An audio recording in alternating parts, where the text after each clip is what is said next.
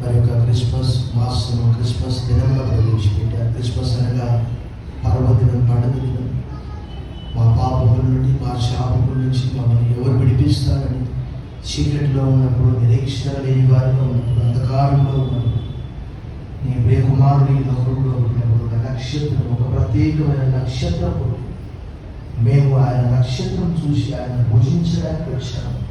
వారి నక్షత్రం చూసి అత్యానంద భరితులై తమ పెట్టెలు విప్పి బంగారము, సాంబ్రాణి, బోళమును కానుకలుగా ఆయనకు సమర్పించింది. ఈ దినము నువ్వు మా కొరకు పరలోకాన్ని విడిచి భూలోకంలో శిశువుగా, మానవునిగా ఎదించిన, ఉద్భవించిన దినము ప్రభు నీకు వందనాలు. ఈ మంచి పర్వదినమును బట్టి వందనములు చెల్లిస్తున్నాను. పాటల ద్వారా నేను స్తుతించాం, గణపరిచాం, ఆరాధించాం, కీర్తించాం.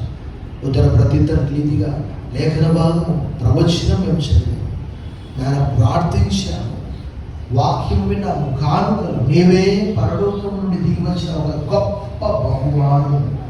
దేవుడు లోకమును ఎంతో ప్రేమించను కాబట్టి తన అద్వితీయ కుమారుడిగా పుట్టినవాని విశ్వాసం ప్రతివాడు నశ్యుపగా నిత్యజీవం పొందినట్లు ఆయన అనుగ్రహించారు. For God so loved the world that he gave his only begotten son, whoever believes in him shall not perish but may have eternal life.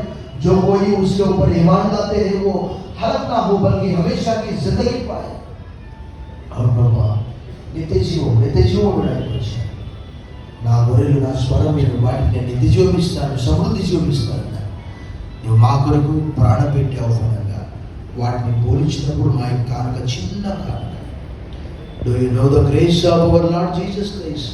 మన ప్రభువైన యేసుక్రీస్తు కృపను మీరు అడుగుతారు కదా. ఆయన ధనవంతుడైన కూడా మీ నిమిత్తం దరిద్రుడయ్యాడు. అవును ప్రభా, సత్రములో స్థలము లేనందున ఆయనను పశువుల తొట్టిలో పరుండబెట్టారు. ఈ కానుకలను అంగీకరించి ఆశీర్వదించారు. 30, 60, 100 ఆశ్రయించారు. సంఘ పరిచర్య, సువార్త పరిచర్య, రాజ్య విస్తరణ, సంఘ అభివృద్ధి కొరకు మెరుగా వాడుకున్నారు. సమస్త మహిమ, ఘనత, కీర్తిని ఆరోపిస్తూ యేసు నామములో ప్రార్థిస్తున్నాం తండ్రి. ఆమేన్.